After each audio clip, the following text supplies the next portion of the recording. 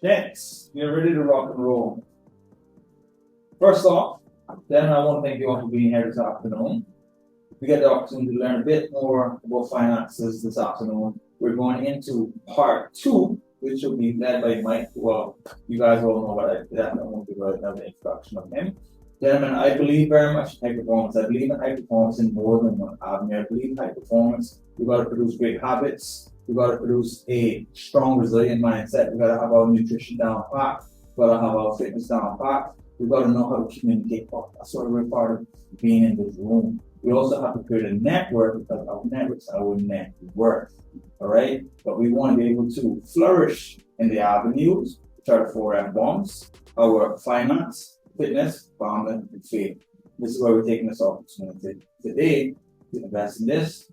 Thank Mike for being able to take us through what we're about to learn, and we can grow, produce more in our futures. All right. That being said, Mike, I want to give the floor to you, and you can lead us through everything, take us through all the knowledge that we need to know, and then I want you to also give the rest of the gentlemen that may not know a bit of your background, your business, and what you do on a daily basis. Mike is the man with the plan. He's going to teach us all about it. We're going to get a ton of information from the gentleman here. Mike, where is your website? Thanks, bro. Well, as you guys know, pretty much everybody here knows me. Like I said, I have my own boutique accounting firm, consulting accounting firm, okay. So we're gonna get right into it. How much of us from last time remember? We're just gonna do a quick recap. I know me as was here, I believe. I don't know who, but a few of us were here last time. We touched on financial goals, we touched on budgeting and forecasting, we touched on financial tools, and we touched on a little bit on saving and investing. It has anybody that's been in front of human workers, starting planning based off of anything we discussed last time. Last time we did it in the nutrition lab. So Yeah, we went over credit card. What did we go over? everything I just laid out, the budget. We talked about the financial tools, which are things like credit card, overdraft facilities, put in place if you have a business and that kind of sense. So, no real. No one's been using their budget. I guess. I've been using my budget, Mike. Okay. So one of the things we discussed with the budget is people tend to go straight into a budget. It's not a bad thing, it is a good thing, but a lot of times when we go into the budget, right, the first thing we should go into is our financial goal. Our financial time into the budget, right? So let's say that, for example, you're working on how much your monthly income is, your expenses, and so forth, right? But ultimately, the purpose of a budget is to obtain something, right? It's, if you want to get $15,000 in savings, or you want to buy a car, or you want to buy a house, or whatever the case is, right? So, from that perspective, do you tend to lay out your budget with the financial goals in regard? Or are you just more like setting the parameters to say, here's X amount of money, here's X amount of my expenses, and then this is what I should be roughly managing to save. I pretty much have it goal already.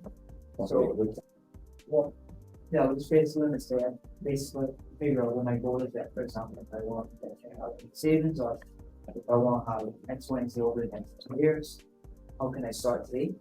And then I figure that out and then get into the budget. Yeah. So if that means, for example, I need to save 700 or invest 700 a month, then I figure that out, put that in the budget. And make sure that everything else that I have in my budget allows for that 700 to be able to be invested. Versus doing it the other way around, where I budget and have everything is like spending our expenses and nothing to invest.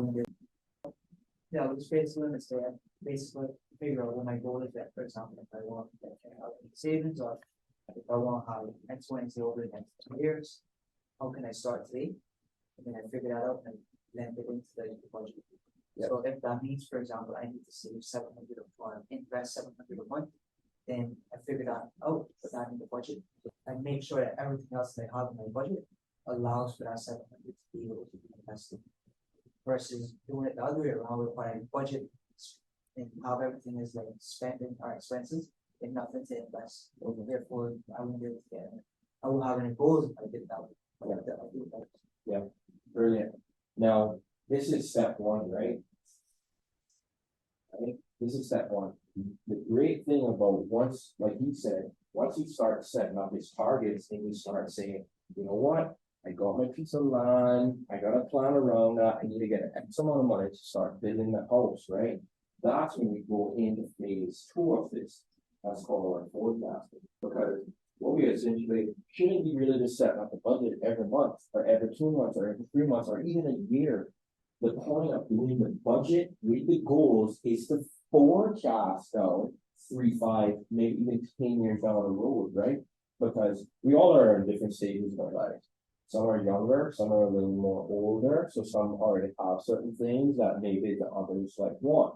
As an example, I have my own home. Some of you guys may be working toward a home, right? So we have slightly different goals, right?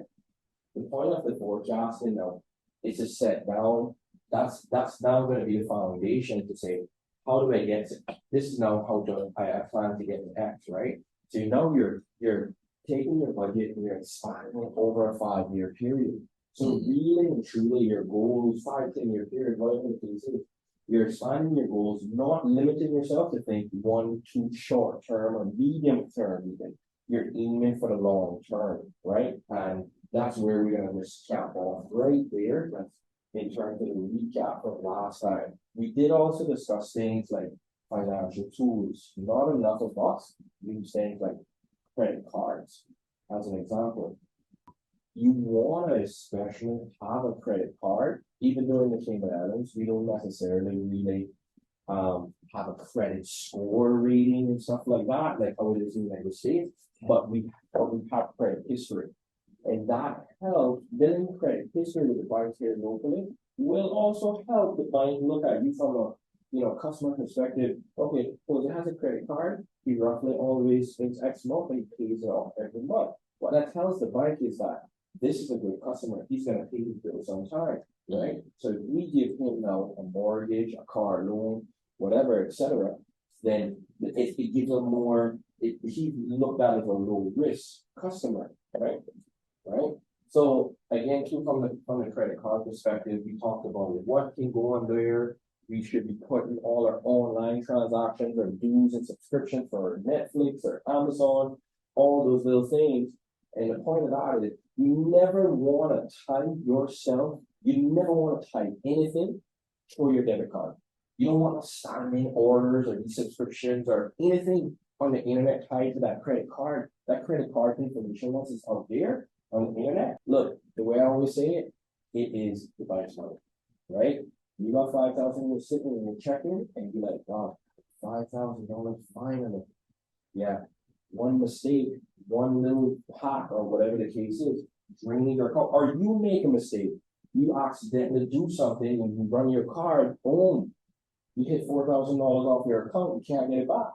Your savings account, your checking account is your lifeline, guys, right? So every morning here should be having a credit card, right?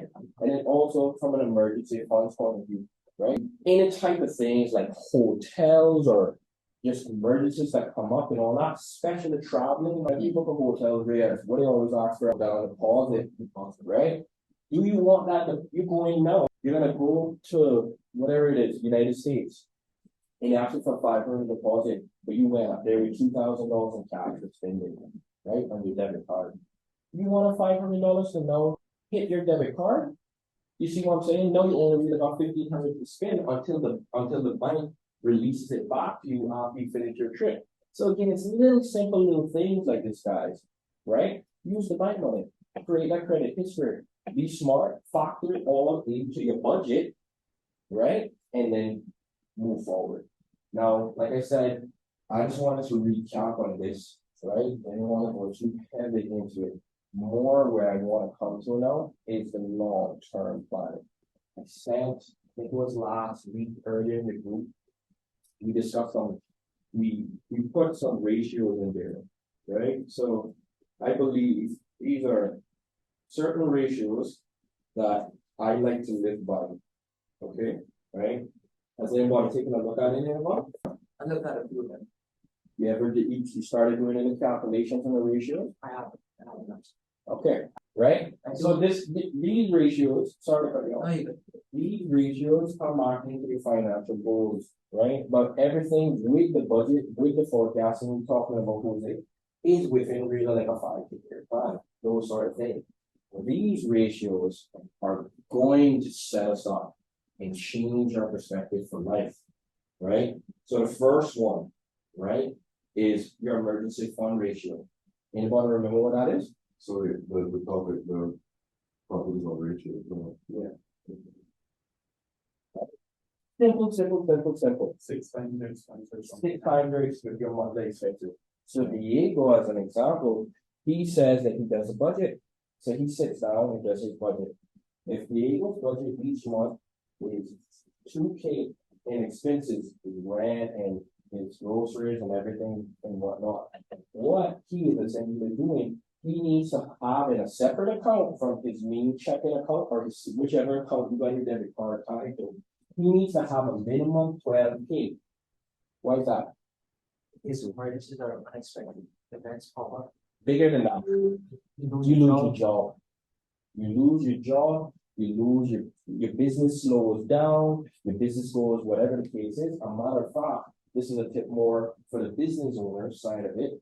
If you are going to be a business owner, it's actually recommended to have 9 to 12 months cash savings. Okay? And I'm just gonna touch, this is more on the saving side of it, because we gotta go from this, we got a bigger ratio we wanna touch on. And that is a savings and investment ratio. I don't know how much we need to be, we tend to talk about these little things, but we know that this is our savings ratio. And I know, guys, sometimes even we are at different stages in our lives and all that. Trust me, I get it. Sometimes when we look at that number right there, $12,000, it's a lot of money. I've been here before. I remember the first time I saved 5,000. I remember the first time I saved 10,000, and I thought I had a lot of money. Now, you have to think bigger than that. When you get to the first 100, right? After that, it gets easier, right? Because now, once you get the first 100, then you can start making compounding effect. You know what, $100,000 compounded on an average 8% return, which is a stock market, and like really low. And you do that from 30 years old to they retire, end up being 1.6.5 million. You live off that for the rest of your life. Yeah. Simple. And that's not adding to it. That's if you just went and said, I just throwing that in some mutual fund. It's comparable to the S&P 500, which again averages 8 to 10% annually. And boom.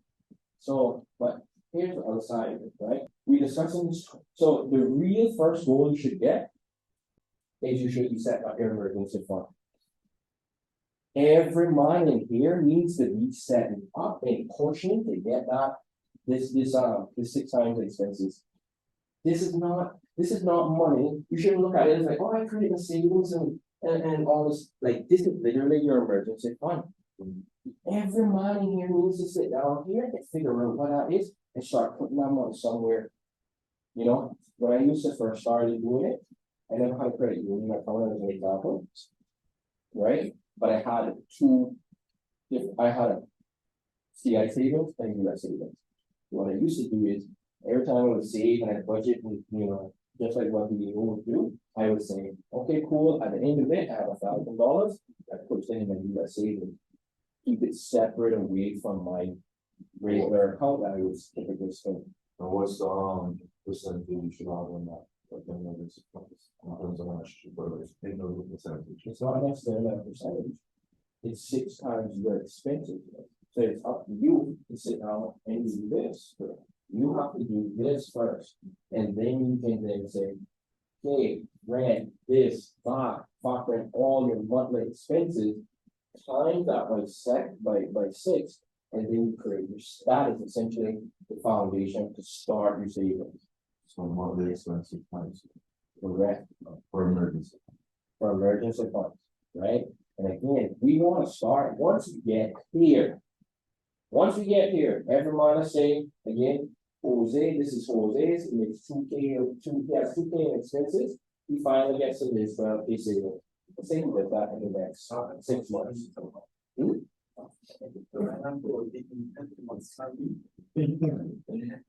Let's say he gets there, beginning of January, right? Matter of fact, we do for that, right? So 100%, right? So let's say Jose gets there.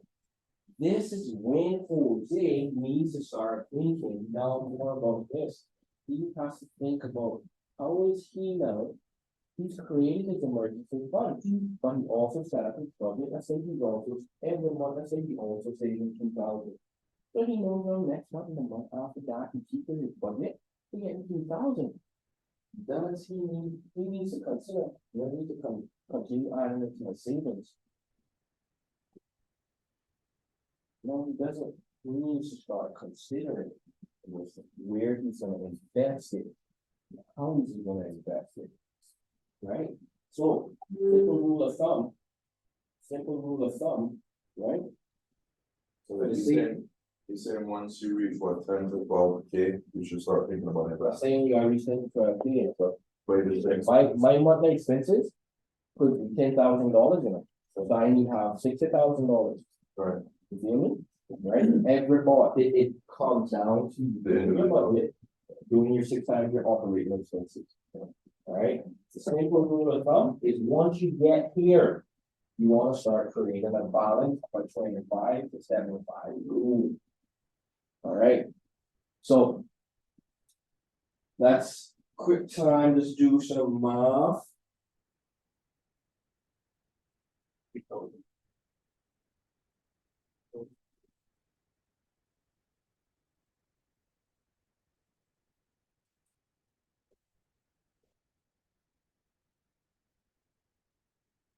So to with the credit card that you said, if you were to pay that off before the due date, you could pay it off interest free. Yeah. So it wouldn't cost you anything to have a credit card. Correct. Correct. The only thing you get charged every year is right? So, different banks, different rewards and different points and different things like that. Right. So back to the scenario, right? Jose saving 2K a month, like you said, every month he needs to decide what he's gonna do.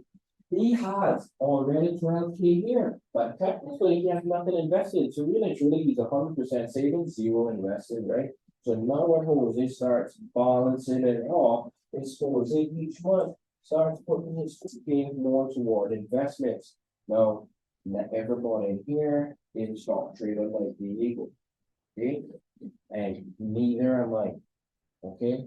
Neither am I. I always tell people, my simple advice is let the professionals handle it. Right? Go and see a well-faceted advisor. Alright? Most of the times, they themselves are very conservative. They just want to make you a simple return on your money. Right? If you say you yourself, you just go and invest in ETFs. ETFs, one ETF could have over 100 stocks in it. Right?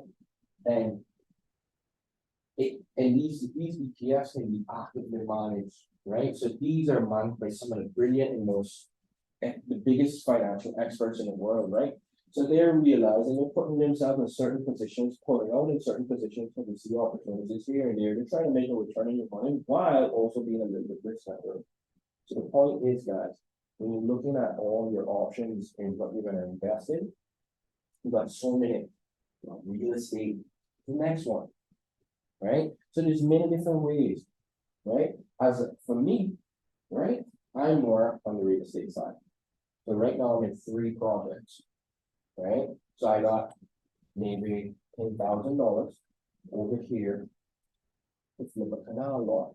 I might have something else over here that is more long term, 2 years. You understand? So, and when I sit down, I am calculating on this. I'm seeing what my ratio is all the time. Right? And I'm actually still a little more heavy in my savings. Right? Because the point is, hold on, Jose, pay attention. Just to think, this is what Jose needs to get to, right? Back to 25%, that's 75%. He eventually needs to get to his 40. And then once Jose gets there, let's just say that took him 5 years, right?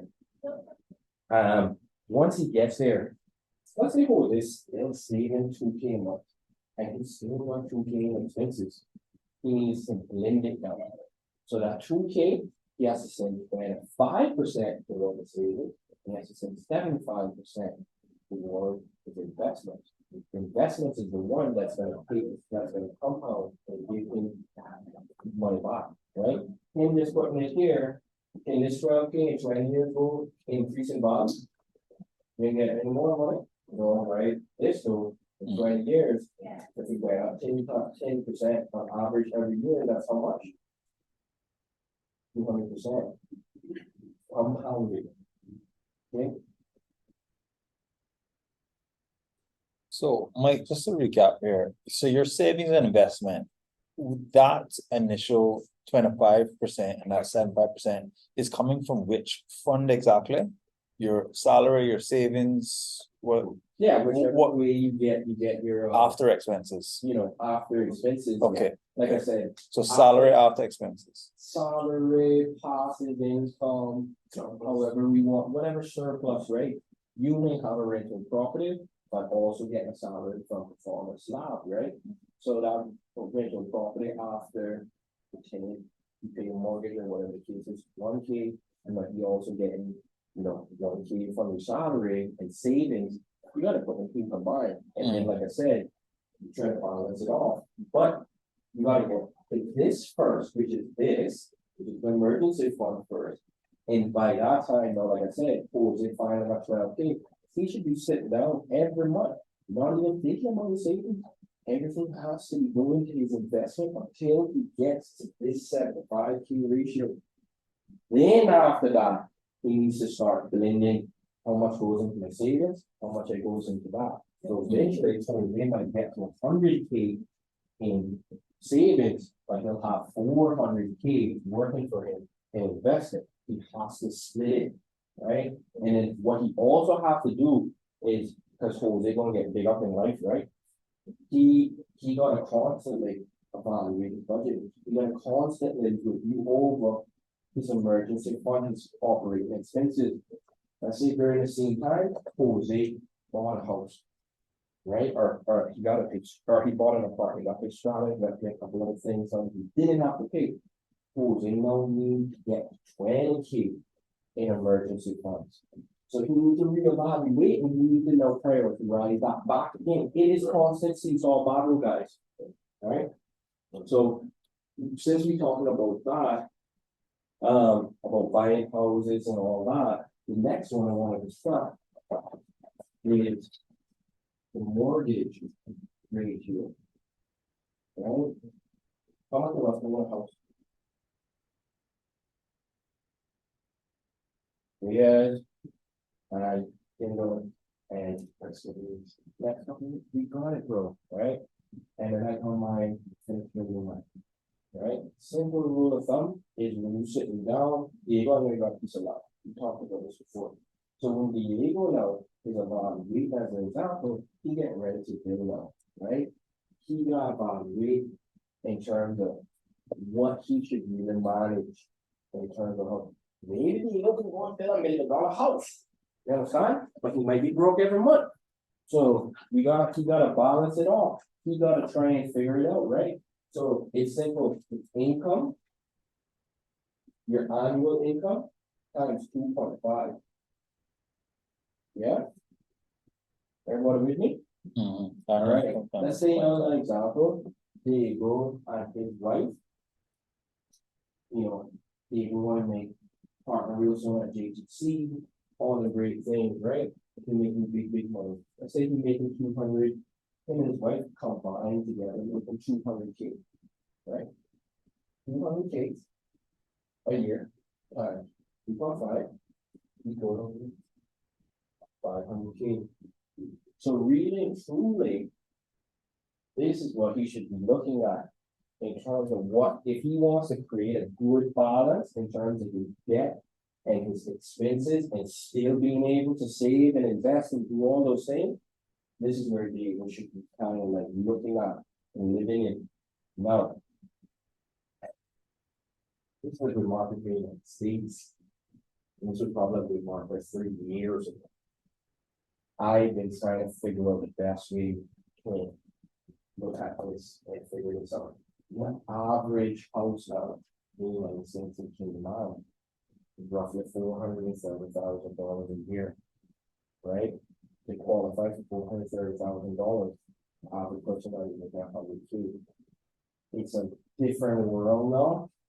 So as much as we sit here and we say this is a rule of thumb and stuff like that, it's a different detail, you know. The interest rates have gone up, supply chain have become constrained more, making prices of material more difficult to obtain and just more pricier in general. So it is going to it's very difficult to sit here and tell you guys this sometimes, to be honest. And because of where we are in Piedmont. Makes it a little different, right? Piedmont's market, housing market is not quite a bubble that can develop like the United States. We saw that in 2008 housing crash, right? It's a little different here. So moving on real quickly. This is a very important one. Huge. Riaz and Kindle. I know for sure you guys got these life insurance policies. Right? Every one of us that especially went to the bank and own a home to get a life insurance policy, you buy at least our equivalent of the mortgage. Because in the bank is protecting it. The bank and the insurance company are basically not in collusion, but they're working together all the time. That's right, to protect each other. Makes sense considering that the bank is going on like insurance people about it. Right? So simple rule of thumb with that is each and your annual income. Oh, sorry, divide 10. Right? No, here's the thing. This is not going to be the cover the mortgage type thing. All right. We do that when we just protecting our spouses, and if anything happened to us, boom, it's paid off. They're good for the rest of life. Your family and this is where we have to think beyond that. We have to think, well, I got an $800,000 house. It costs me $6,000 a year in mortgage, but my wife makes $4,000 a month. And she living it after it's paid off still though. That's the question. Can she still then afford it now? Can she still afford it life insurance for that house? And still all expenses? You probably can't, to be honest. Right? So this is why we need to create a little buffer for it. All right. I'll use me as an but we'll use my age as an example, right? So 33 times, let's make it simple. 100K, so call it, for a calculator, isn't it? Divide 100, divide 10. That is going to be $330,000. 330,000. What I would tell you guys is, so Riyadh said you got a home, right? Let's say Riyadh got a home and the mortgage 500 when he first got it, so that his life insurance policy, right? What he needs to go back and do, call up his life insurance policy people, add the $330,000 on top of it. That's how he should be looking. He should be doing it for him and his wife or his spouse or whoever, right? Because he has to protect them. That now, think about this. When he does that, no, he's gone. Not only is the house paid off, but his wife and his child got $330,000 to live off of also for the rest of their life. What they choose to do with it, we can't control that. You want to spend it all on one big year. I don't know, right? But we did our right thing. We did right by them. This is going to be able to your son or your daughter's college tuition in full. these little things, and with the prices of college consistently going up, with income not matching with that, you're gonna definitely need these kind of little things, if it were to happen, unfortunately. So just protect your people, in other words, right?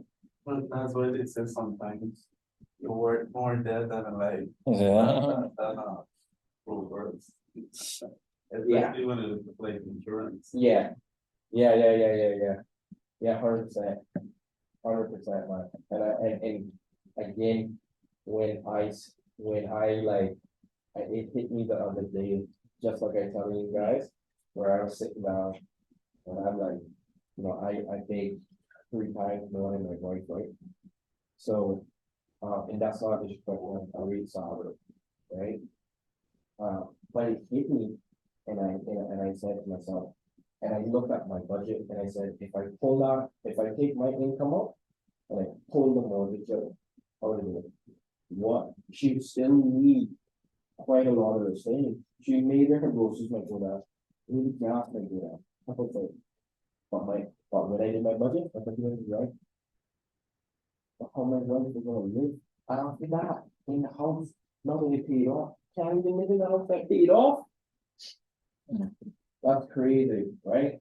But if I did this, and then later I did whatever the difference was on top of my mortgage, so let's say my mortgage, the balance, let's say that older the mortgage is $1 million, right? So life insurance, you gotta get that, gotta be $1 million. But then I work this out, this ratio out, and it's 1.5. I call that in life insurance person, then another 5. Put in a separate policy, separate from the house. That goes towards each one of us. Wife got one, I got one. Basically, if something happens, 500 coming to her and my son, 500 coming to me and my son, something happens to her, right? Last but not least is our retirement fund ratio. I gotta make a run, sorry. No worries. All right, David, thank you. Work calls. There you go. Thank you, bro. No worries. Retirement, right? I know that's a long way for all of us. It's something like that. But this is where it goes back to what we discussed before. Financial goals, right? We know we want to try to get a car, right? We know we want to have financial goals and get a house and all those things, but those things are short term and medium term. You have to think so advanced on that you need these almost as rules to refine, right? This is gonna help put you in a better position. You're not here to talk about getting rich or what it's like to be rich. You get it, right? Rich some lifestyle, right? Well, it's a lot of thought there. You understand? So again, retirement, let's go back to it. Retirement is basically current income times 25. That's what you're saying you want. Let's think about it. 100K times 25. What's that? 2.5 million. 2.5 million. That's 6 to 5 years old.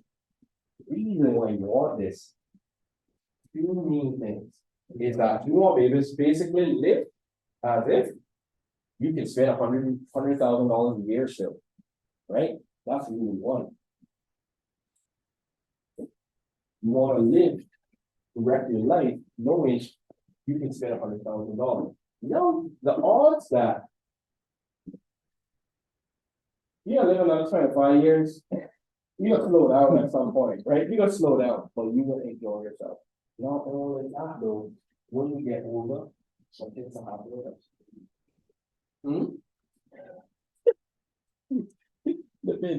What really happens to all of us? It's sickness, our health. Right, exactly. So what becomes very expensive? Medical insurance. Medical insurance becomes very expensive and when you now 75 years old and you have a stomach, you in a hospital because you catch pneumonia and something in your body, you're more feeble because of that, which is natural. You could come up with a bill. it could be $30,000-$40,000. That's these kind of things. Right? Not only that, but I know some people like to think that, I can spend this whole thing for it, Daddy. I don't blame you if you do. Right? But, you know, if you really have a family, you care about your family, and that's it. You're gonna set them up. Like, and I'm not saying that 2.5 million in cash. You take that 2.5 million and, you know, build a 10 room apartment complex, and out of cash and out of pocket that you can set them up for life. You know? Yeah, so what do you do? I'm a landlord. I wanna say that so bad, right?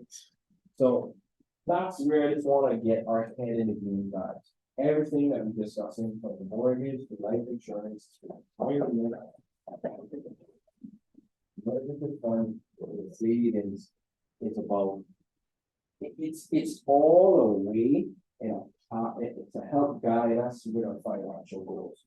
It'll always help manage our expectations with our budget consistently evaluating and looking over these things. Not everybody, numbers is their thing, all these things, but go to someone, speak to someone, get some help. You know, I think I shared an Excel sheet with Kindle. Simply is there, run with it. If you got any question, come and ask it. You know what I mean? And then you can start planning to move forward with your budget. So that's all I really got for today. Hope you guys liked it. You guys got any questions or Yeah. For those that didn't know about credit cards, right? The 18 months just give you a hard time and your ex-fund, so you put cash security to, so you can actually get your money secured while it's like a overdraft. yes, And you got a lower rate too. yeah, there's two sides to that coin, and right, is the fight security are cash, but you know, again, it's cash, and you can't touch it. You know, it's one of those things, all or you can play that, they're not gonna develop down, but it's like fun, too, right? But yeah, I mean, I didn't really know that, to be honest, but yeah. One thing they do. And to make this financial plan easier, if you want your financial goal was to marry a rich girl, and these things called. Last. Do that, bro.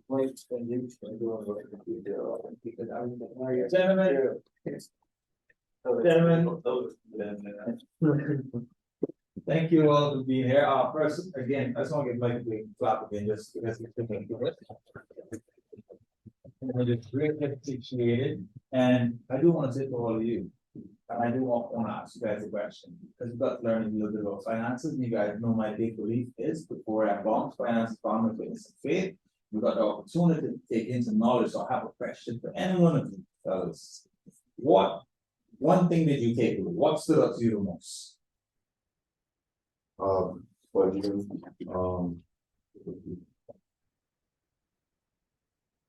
Budgeting, what was it? The one so budget, the essential of, obviously having a credit card and the benefits and use to it. The ratios, emergency funds, saving, investment.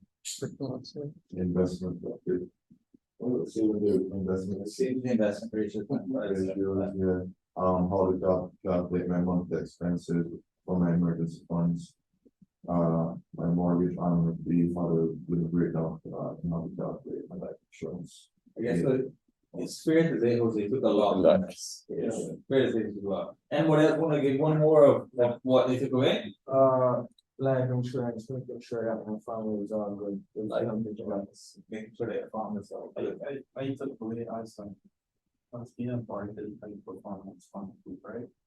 If you don't have your financial goals, if you don't have your financial goals and budget and your forecast and in place, you won't be in a proper position here in the future. This gives you direction,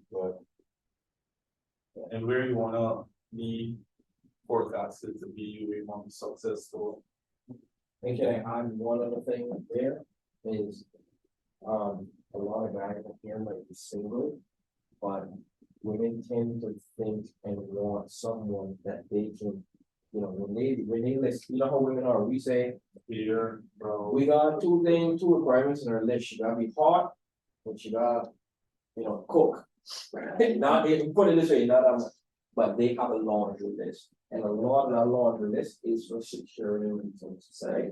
And at the end of the day, if you want someone that is able to, that's gonna trust in you, and that's gonna be able to say, you know what, you lead, I follow. And if you have a woman that says something like that, you have to set yourself up, you have to show her and say, hey, I have, here's the plan, here's the map for the future, right? And when you involve her in that, make her feel a part of that, incorporate her in that, then she'll lay out her words. You know, so just wanted to add that. Yeah. Thank you, Mike, much appreciated, much appreciated. Gentlemen, also we know, right, I sent the overcap of everything that Mike went over in the group chat. I'll also forward that to you too, sir. And what you gentlemen can do, you can actually take and break down all the stuff that Mike went over, and you have for yourself, put it in your notes, keep it, and start to work on the things that will allow our lives to flourish, especially in our financial avenue, right? It's one of the huge and major things that we need in our life. With that being said, I'm challenging all of you to complete that and have those numbers for yourself. Before I log us off today, is there anything before we go? Okay, it's all right, awesome. Gentlemen, on Friday, 5:30, we will be rock and rolling in the gym. You are invited, sir. Saturday at 11, we will be rock and rolling. Sunday at 11. We also need to take the time to have another group meeting, and in regards to maybe a lunch or a dinner or something like that. We have done with the cigar meeting, and the last thing was just me and Mike. So that being said, we want to invite you guys. All right. Keep close. All right.